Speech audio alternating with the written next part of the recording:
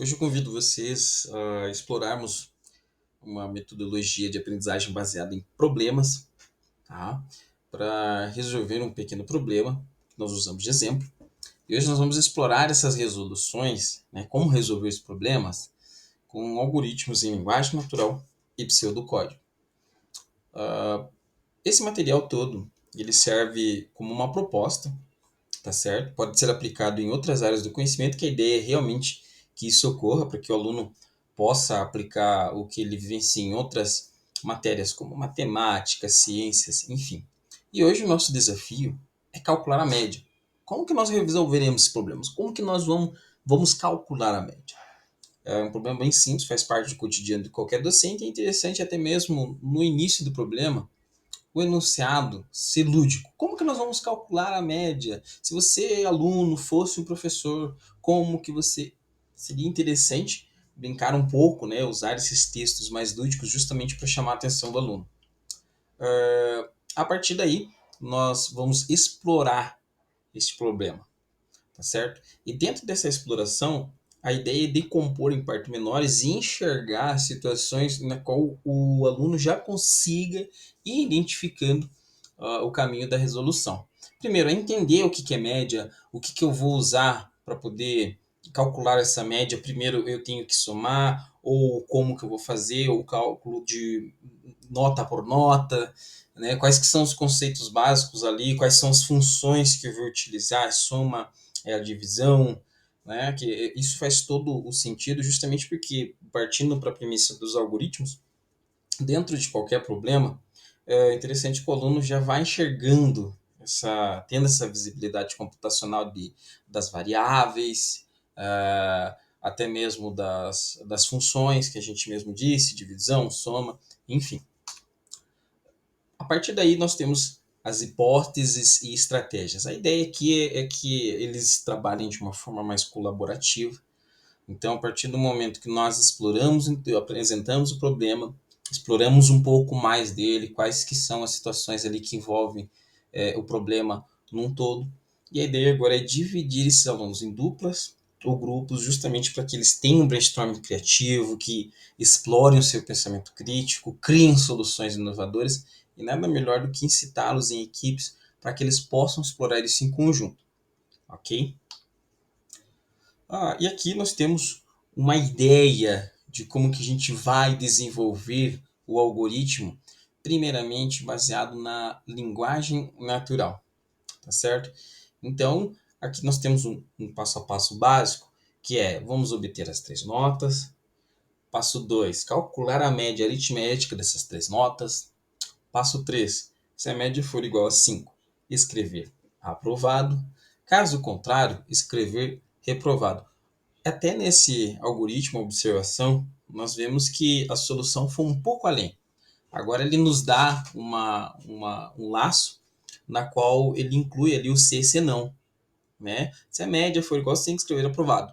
Interessante aqui é fazer com que eles realmente pensem computacionalmente a ponto de, na linguagem natural, identificar esse tipo de situação, tá certo?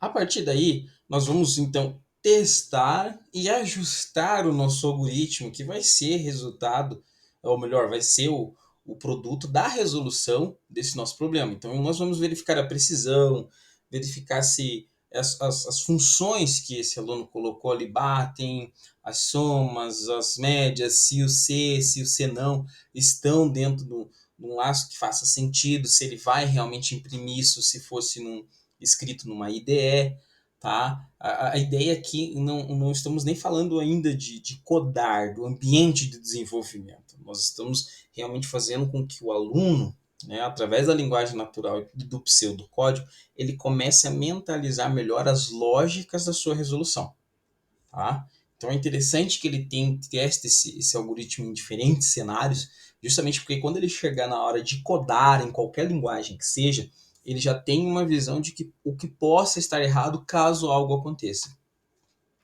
E é claro, a partir do momento que nós fizemos todo esse passo a passo, linguagem natural, criar ali o algoritmo pseudocódigo, a gente vai refletir e discutir sobre o que foi aprendido durante esse processo como um todo, desde a apresentação do problema, a exploração, a qual a gente decompôs e enxergou, né, algumas situações ali como variáveis, como funções, ok? Vamos refletir todo esse processo que me fez chegar até a resolução desse problema. E por último, né, nós como docentes, a avaliação. Fazer esse processo de avaliação conforme todo esse fluxo. Aqui não cabe a mim indicar algo ou sugerir algo em relação à avaliação, porque tudo depende do que será usado como o problema e em que área também talvez esteja inserido esse contexto da resolução de problemas com algoritmo.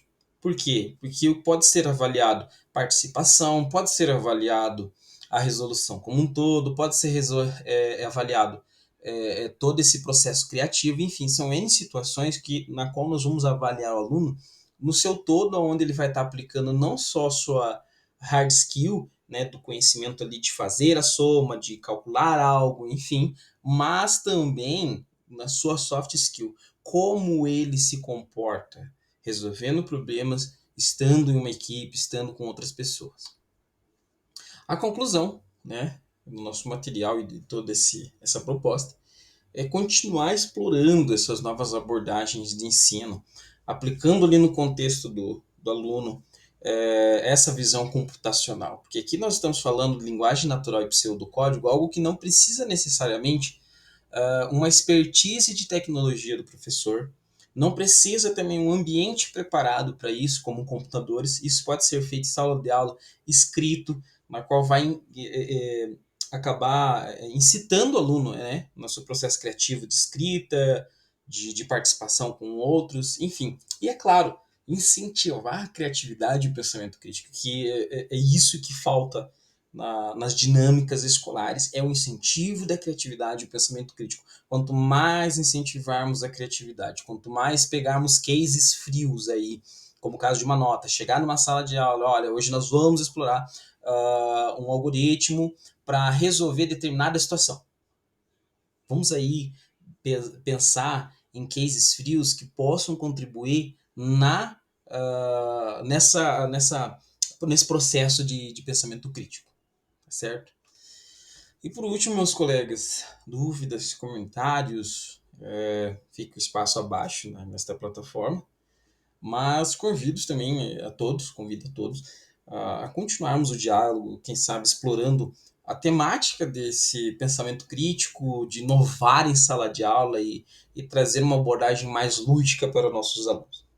Agradeço a todos, um ótimo dia.